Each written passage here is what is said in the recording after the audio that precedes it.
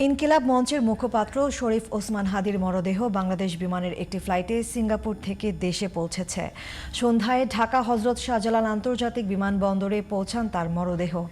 কাল দুপুর 2:30টায় সংসদ ভবনের দক্ষিণ প্লাজায় অনুষ্ঠিত হবে জানাজা।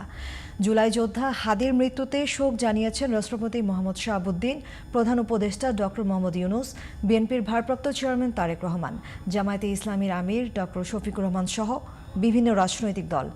হাদির মৃত্যুতে শনিবার রাষ্ট্রীয় শোক ঘোষণা করা হয়েছে।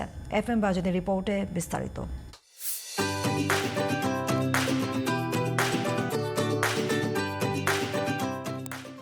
ভাই, আল্লাহ যদি আমাকে নিয়ে যায়, আমার বাচ্চাটার দিকে একটু খেয়াল রাখেন। জুলাই গণ অভ্যুত্থানের সম্মুখভাগের অকুতোভয় যোদ্ধা ও ইনকিলাব মঞ্চের মুখপাত্র শরীফ ওসমান হাদি বৃহস্পতিবার রাত 9:45 দিকে সিঙ্গাপুর জেনারেল হাসপাতালে চিকিৎসাধীন অবস্থায় মারা যান।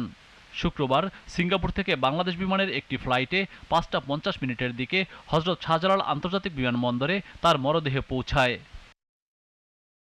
ওসমান হাদির মৃত্যুতে গভীর শোক প্রকাশ করেছেন রাষ্ট্রপতি, প্রধান উপদেষ্টা, বিএনপির ভারপ্রাপ্ত চেয়ারম্যান, জামায়াতের আমির ও এনসিপির আহ্বায়ক। শনিবার বাদ জোহর মানিক মিয়া এভিনিউতে ওসমান হাদির জানাজার নামাজ অনুষ্ঠিত হবে। 5 আগস্ট শেখ হাসিনা দেশ ছেড়ে ভারতে যাবার আগে ও পরে বজ্রকণ্ঠ নিয়ে রাজপথে ছিলেন বিপ্লবী ওসমান হাদি।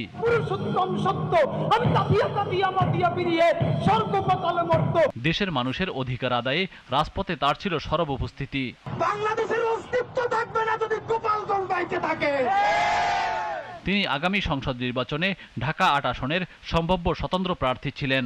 যখন গৃহযুদ্ধ হয়ে যাওয়ার কথা সেইটা হয় নাই, বরং এখনো এখানে এসালম হাজার হাজার কোটি টাকা নতুন করে হাসিনার সাথে মিটিং করেছে।